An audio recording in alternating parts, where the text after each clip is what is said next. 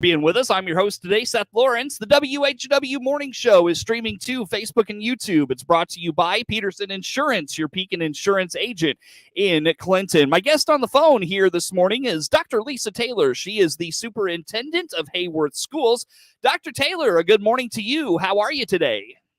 Good morning. I'm doing great. Thanks for having me on. Thanks for making time for us. It's always good to have you on the program and catch up on all things Heyworth Schools. And when did your kids get back to school, Dr. Taylor?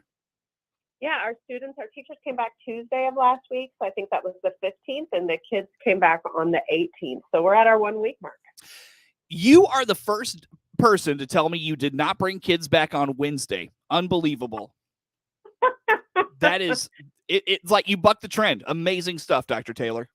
That's what we do here in Heyworth. Yes, absolutely. Well done by you guys. But does that mean that kids are going to have to go like an extra day of school longer than everybody else?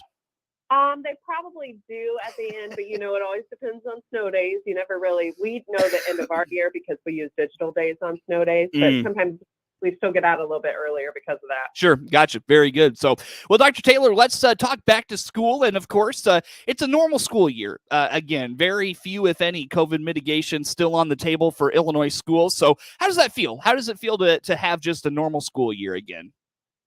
Yeah, it has been wonderful. And I'm sure you've heard lots of superintendents describe it. But I think just, the lack of divisiveness over issues and having a normal school year just brought this new energy into this year. We also had about 18 of our teachers go to summer conferences and get new ideas. And so I would just say excitement, energy, good vibes. It was truly a celebration those first couple days. We weren't waiting for a ball to drop at the state level and some decision to be made. And we just felt like we can do what we were hired to do. And everybody, it just started and has been so smooth. The kids are so happy to be back. And it's honestly been my best year since I've been here in Heyworth. And that's 7 years. So, wow, that's terrific. What's so great about it from the kids' perspective? Like, what's so great? What's made it the best start to the year you've ever had? Yeah, I think they've just missed seeing their friends and seeing their friends without masks, right? And then sports and activities are in full swing, and there's no mask and no contact tracing for that matter. People are just kind of taking care of themselves, but they're getting to do all the things they kind of have missed out on for 2 years, right? Right. And so I've noticed even at our volleyball games, and of course junior high softball and baseball are going on, good crowds. They're just so happy to be here. So, and for getting that from a teenager, that's an accomplishment in itself. Sure. Dr. Taylor, as we get back to school here for this year, what does not having COVID things hanging over your head mean for traditions at Heyworth that make your district special? Like I think of here in Clinton, and really looking forward to this for my kids. There's things like Grandparents' Day, Veterans Day celebrations that the schools do with our local veterans. What are things like that come to mind in Heyworth that will come back this year? Yeah, even at the start of school year, right, we had an orientation for freshmen in 7th grade, and we haven't had those in person, right? And so getting some of those nerves out of the way, right, finding your locker, putting things away before the first day, meeting your teachers, getting acclimated. We've been able to do all of those things. And then, of course, special events throughout the year, those will all be back. But I think even just as importantly, parents coming in during the day, if they want to come have lunch with their kids at the grade school, right? Parents being in classrooms volunteering. We've missed out on a lot of those things. And when you have classes of 24 kids and we have a very strong volunteer program, it has been so helpful pre-pandemic. And so I think just those day-to-day interactions being in the building, it just gives the building life too. I feel like it's just been too quiet, right? And such little traffic in our buildings. And so it's nice to have our doors back open, our special events back on, and, interacting with parents every day. Sure, absolutely. So looking forward to having just everything back to normal for sure. Dr. Lisa Taylor, superintendent of Heyworth Schools, is my guest on the phone here for this morning. Dr. Taylor, so let's, it's nice to talk just normal school things and not have to, think about COVID and what it's going to do and what it means and, all the different avenues you could go down. So we can talk about normal things again, like say the budget. And a lot of school districts are getting good news as it relates to the CPPRT funds for folks out there that maybe not familiar with CPPRT, what is this and why is the news good surrounding this fund? Yeah, so corporate personal property replacement taxes are basically a tax on business that's then distributed to government because they don't pay personal property taxes like we all do. And so in Heyworth, for at least 10 years of historical data, we get about $120,000 a year. Out of a $12 million budget, it's not huge, but it's something, right?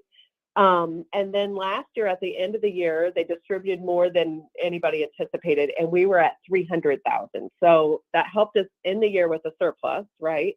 And it's not something we were planning on. And we just got estimates for this year, and we're estimated to get 330. So almost tripling what we got 2 years ago. And although it doesn't sound like a ton of money in the scheme of things, we're planning a parking lot at our elementary where we demolished the old unit office building, and it would probably cover the cost of that. So it's going to allow us to get some things done. If we don't do parking this year, it at least can help us offset the increased cost of fuel, right? Supplies, transportation costs, increased salaries and benefits, because all of those things kind of related to inflation are hitting school districts hard. So that was great news for us. And in addition to that, we are getting about 190,000 more in state funding. So those two things together are helping us really stabilize the district financially, and just cross our fingers and pray that, power bills and those sort of things don't eat up all of that money. What is the increase in state funding due to? So all districts are kind of sorted into tiers based on need, and we're a tier 2 district. So tier 1 gets the biggest chunk, I would say, really being generic, of the extra money, and tier 2 is right behind that. So for us, we've demonstrated need, and it's based on, the value in your community and property taxes and that sort of thing. But obviously the goal is to establish equity across all districts. So that won't be a permanent thing, but it is good for Heyworth. Very good. When it comes to the CPPRT funds, a lot of districts put that away for a rainy day. It makes sense what you're doing, using it to update, maybe help offset costs of updates and, obviously the impacts of inflation. But why not put that away for a rainy day and let the budget kind of play out the way it was going to? How about that?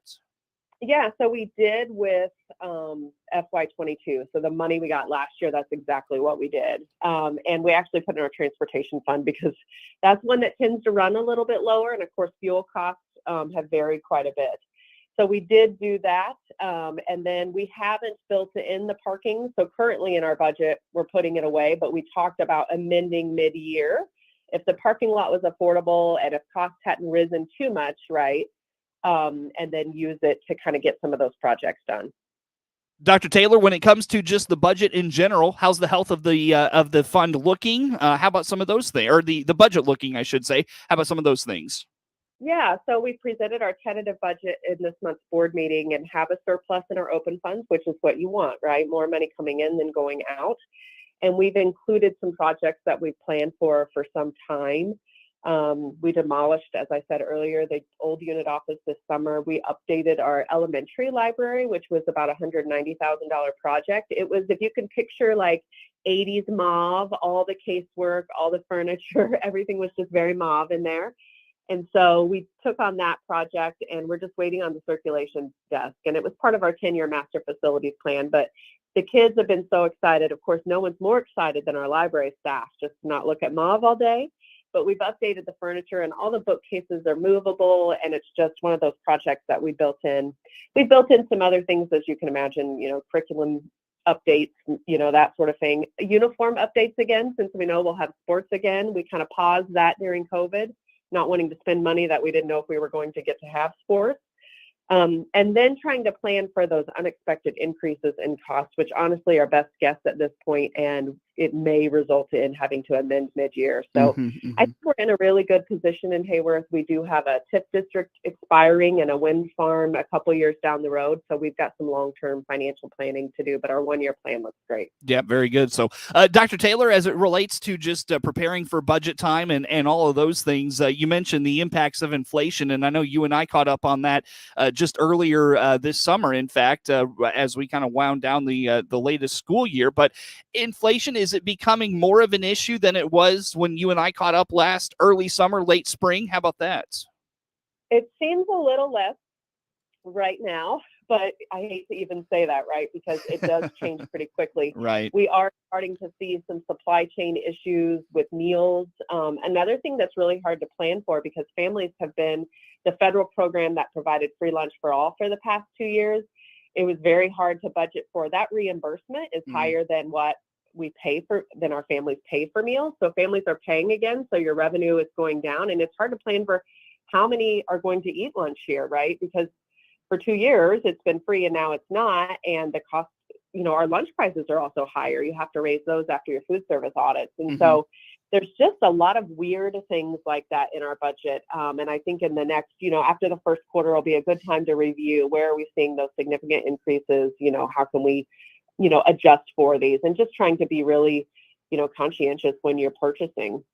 Have you thought about encouraging families to send kids to school with a meal to lessen that burden? Obviously that's not an option for everyone, but if it's an option for some families, that has to help somewhere. Yeah, we have definitely thought about it, but we have quite a few we have a large, much more than we thought. So we're adjusting our food supplies and inventory based on that. We also still have open campus at our high school, which is helpful for local businesses. Kids can only walk there, but there's several places right here close. And so that's quite a few kids until the winter time. And if it's bad weather, then we have more kids in the cafeteria. But so far we're looking okay. But, as a parent, I remember I started the year making lunches a lot of times, and then I'm like, you're eating school lunch. So we'll see how this goes in a few more weeks. Yeah, no doubt. So, well, Dr. Taylor, as it relates to the budget, anything else of note, anything standing out in terms of just how the budget's doing, anything of that nature that comes to mind?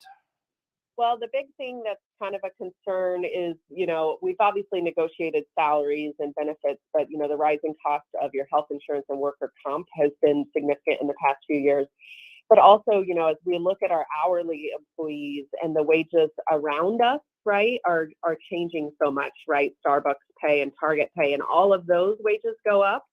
And you have to start to kind of reevaluate yours, because as you know, there's teacher shortages, there's TA shortages, right? And finding people who can work, 185 days a year, and then also trying to be competitive with retail and other businesses that raise their wages. I know that is probably the next thing to hit us. Interesting stuff. And how about a lot of teacher contracts expired within the last year or so? What's the status of some of those things in your district? Yeah, we negotiated in the spring, so we renewed in July, and we have 4% increases built in a combination of retirement and salary increases. We had taken soft freezes or very small increases for the last 9 years. So, you have to stay competitive. As you know, we're all kind of fighting for the same teachers. And even with that increase, when you see the work that teachers do every day, and, there's a lot of people leaving the profession because they can go teach or be a trainer or do whatever else they desire for a much higher paying job. So we put money in our contract, 4% a year over the next 3 years. And I don't think that's the only reason, but we only had to replace one position for the first time, in many years this year. Gotcha. Over the summer. Gotcha.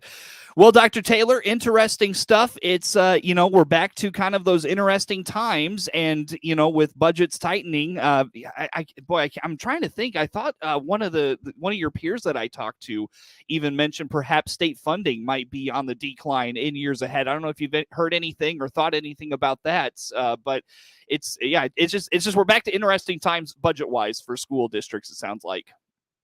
Yeah, and there's always that uncertainty, right? And that's the big talk right now, is that can the state afford to maintain, right, these levels of funding? And unfortunately, usually schools are the ones that end up getting prorated or something of that nature. So we have our first kind of regional superintendents meeting next week. And I think we'll start to hear those early predictions. But at the state level, they should be doing the same thing we are, right? You can't spend more than you're bringing in. And so we'll start to hear the impacts of those decisions at the state level. And it is definitely uncertain, a little scary. Dr. Taylor, would you just keep a level head? Okay. Asking the state of Illinois to do things that every other Illinoisan has to do. That's just ridiculous. Okay, let's just cut that out right now. I'm just kidding. I know. It's just silly, isn't it? It is. It's silliness. It is. But Dr. Taylor, let's take a time out here. Come back with some more. Dr. Lisa Taylor is the superintendent of Heyworth Schools. My guest on the phone for this morning. More to come here on the WHOW Morning Show.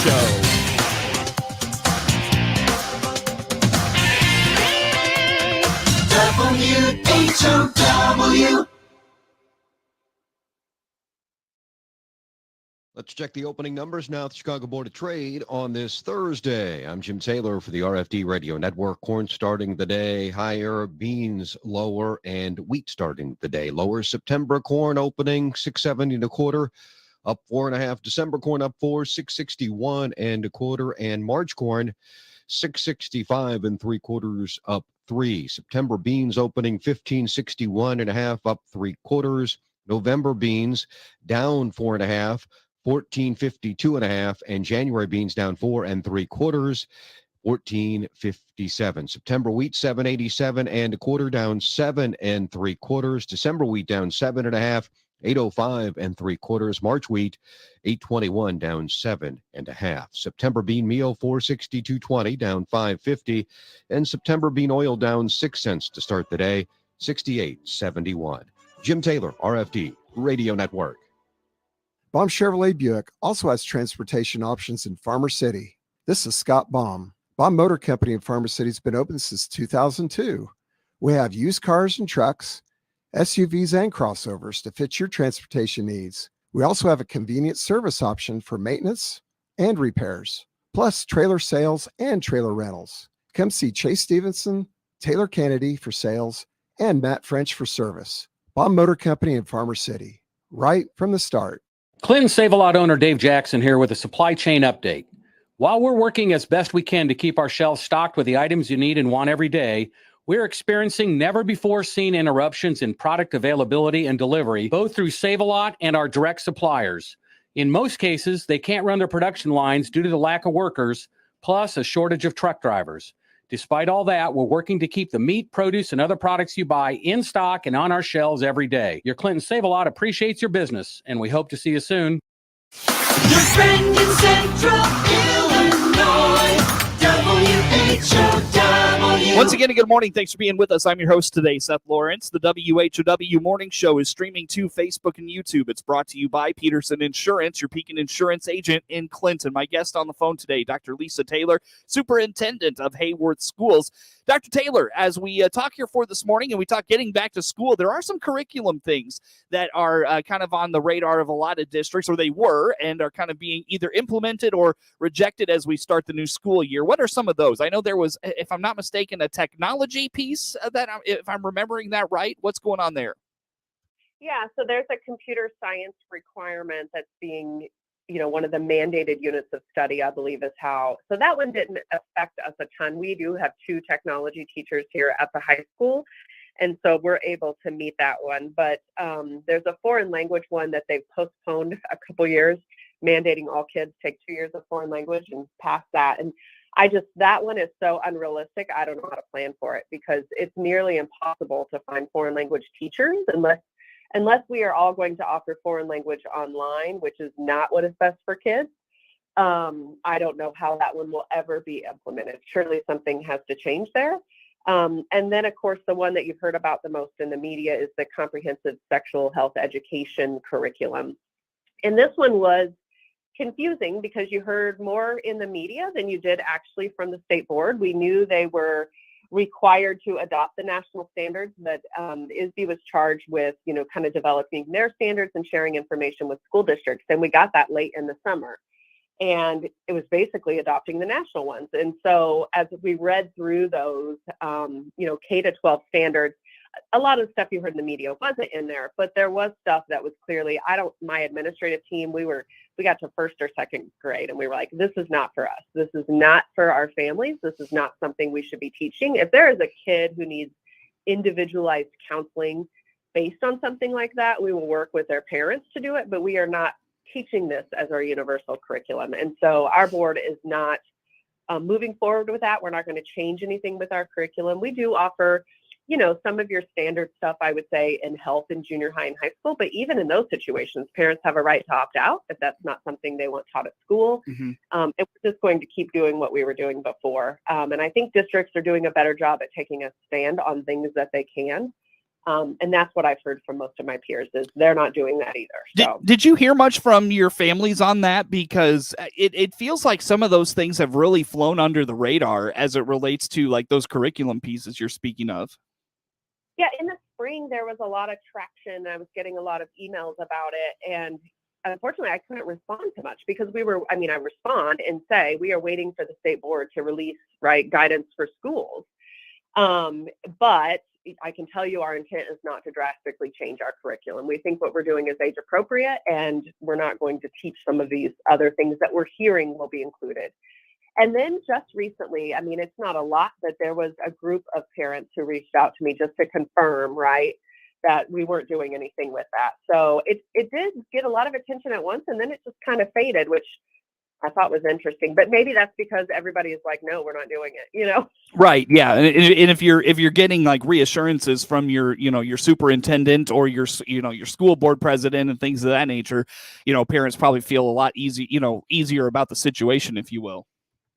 Yeah, I think schools are trying to, draw that firm line between parenting and schooling, right? There are things schools should not be responsible for that schools have been having to do for years, right? And we're trying to draw that line. And we have great parents and families, right? On an individual basis, if a kid needs additional support, we can help with that. But at a broad level, our parents are doing a great job. So we don't need to be in the parenting business. We need to be in the educating business. And I think all schools are making that, a more clear boundary. Well, and that's interesting you say that because it certainly feels at the state level like it's almost like parenting by the state, on behalf of, families and such. And so it's that has been, kind of the overlap that you're speaking of there. It's been going on for several years. And I think parents and families and communities are starting to kind of take note of that, drastic transition, if you will. Yeah, I think they're fed up with it. And a good piece that's come out of it is they are paying a lot closer attention, right? I think generally you send your kids to school and you go off to work and you want to just trust schools to do a good job, right? But they're watching closely because how are these, and it's hard to keep up with as an educator when you get, 160 pages of changes in laws. And how do I summarize that into a meaningful way for parents, right? It's hard if it's hard for me as an educator to keep up, it's got to be hard for parents. So we try to bring things to their attention that are changes. We have those back to school nights and we talk about what's new this year, what's different this year. And we have great parent involvement. And I think all parents, as you said, are paying closer attention and really claiming what's theirs to do and what's ours to do. Yeah, and I feel like rural districts have really, the engagement maybe hasn't been where it should be, but there's at least some engagement from a parent perspective in the rural areas. And now maybe you're starting to see it a little more in those, the bigger places like Bloomington Normal, Decatur, Springfield, Champaign, even Chicago, St. Louis, places like that, instead of just kind of standing by and trusting that a board of education is doing what it should, they're making sure that a board of education is doing what they should. Yeah, and it's making us be, which is, I think, good for the public too, right? Like very transparent with your communication. And I know nobody wants to go on and read a school board packet, but we try to provide, summaries.